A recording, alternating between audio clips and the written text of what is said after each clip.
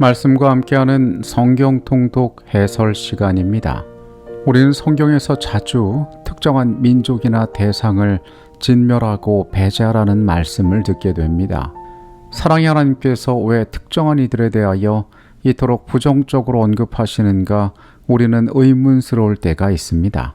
하나님께서 이스라엘에게 그와 같이 명하시는 것은 특정한 집단에 대한 미움이나 편견이 아니라 이스라엘 백성들을 아까운데 구별하기를 원하셨기 때문이었습니다. 하나님의 구원은 보편적으로 베풀어져 있었고 기드온 족속과 여리고 성의 라합처럼 그들이 하나님을 쫓기를 원했다면 그들은 구원함을 얻게 되었습니다.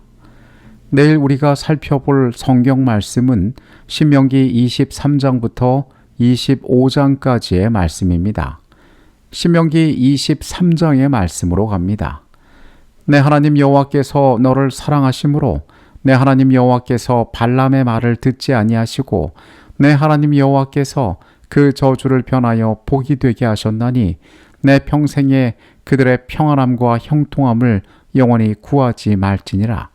하나님께서는 총회에 들어오지 못할 자들을 언급하셨는데 신체적으로 손상되어 있는 자들, 결혼관계 이외에서 태어난 자들, 그리고 이스라엘의 앞길을 막았던 암몬 사람과 모압 사람은 여호와의 총회에 영원히 들어오지 못한다고 선언하셨습니다.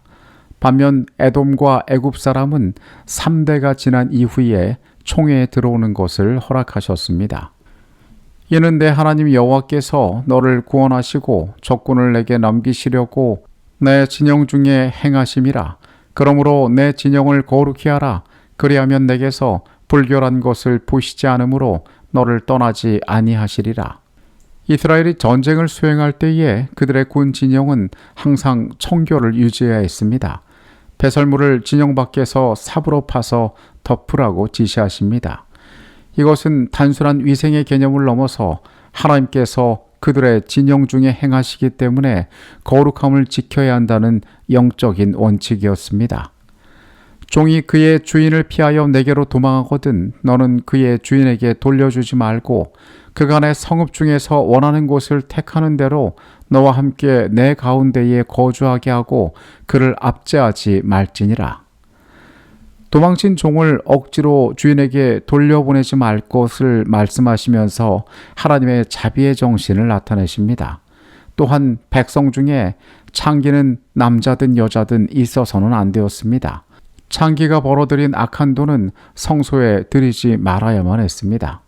또한 이자에 대한 말씀을 하십니다. 동족에게는 돈을 구워주더라도 이자를 받지 말라고 명하십니다.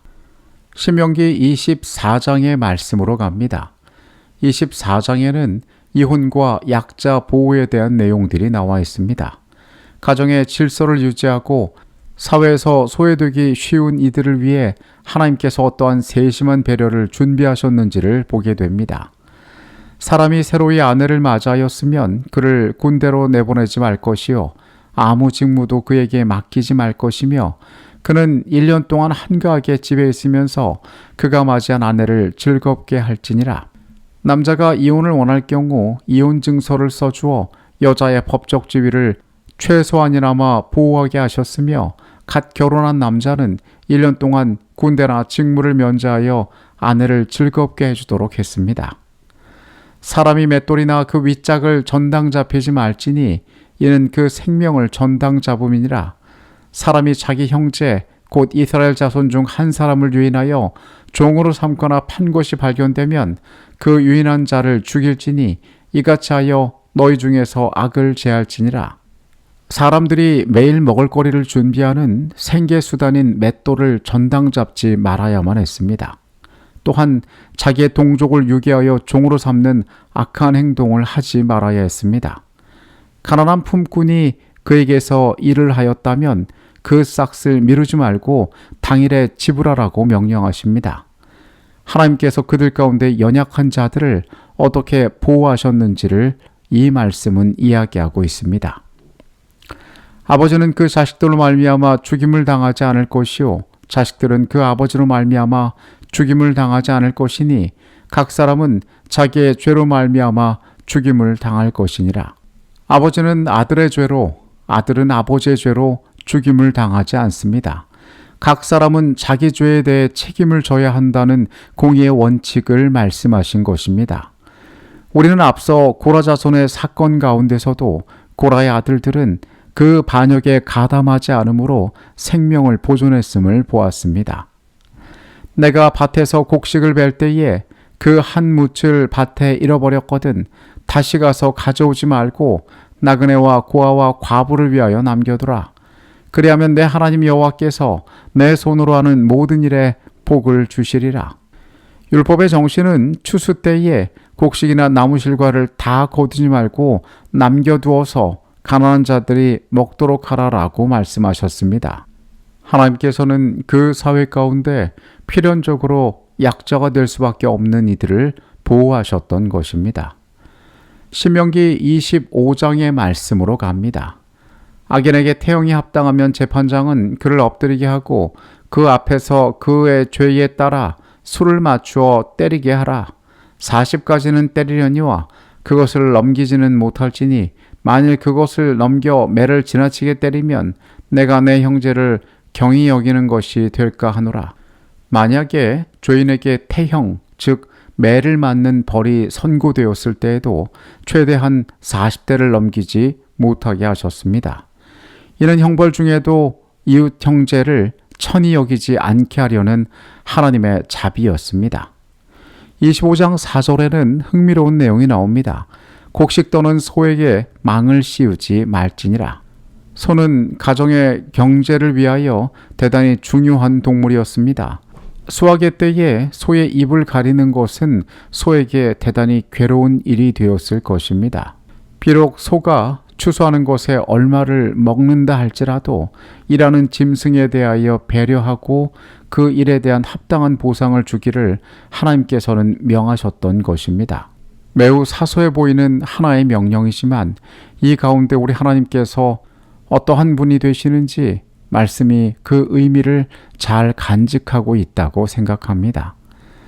형제들이 함께 사는데 그 둘 중 하나가 죽고 아들이 없거든 그 죽은 자의 아내는 나가서 타인에게 시집가지 말 것이요 그 남편의 형제가 그들에게로 들어가서 그를 맞이하여 아내로 삼아 그 남편의 형제된 의무를 그에게 다 행할 것이요 그 여인이 낳은 첫 아들이 그 죽은 형제의 이름을 잊게 하여 그 이름이 이스라엘 중에서 끊어지지 않게 할 것이니라.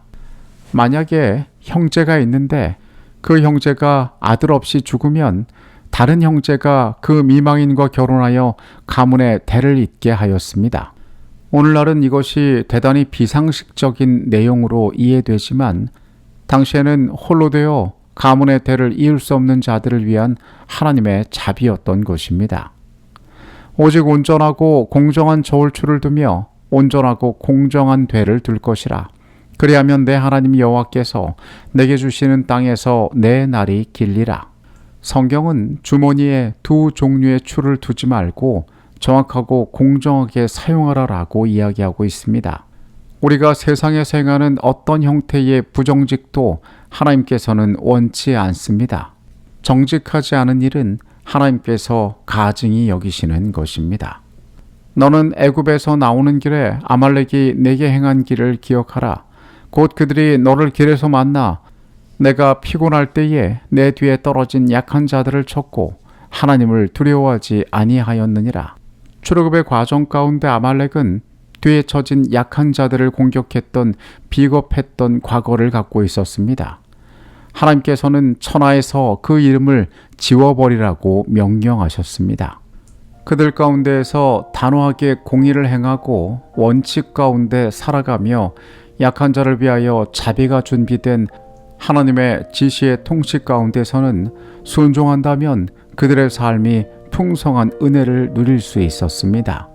오늘 우리의 생애 역시 그분께 순종함으로 하나님의 말씀이 가진 축복들을 친히 체험하게 되기를 바라겠습니다. 내일 말씀으로 다시 만나도록 하겠습니다. 우리를 사랑하시는 아버지 하나님, 우리의 생애를 향하여 베풀어 주신 주님의 친절에 감사하게 하여 주시옵소서.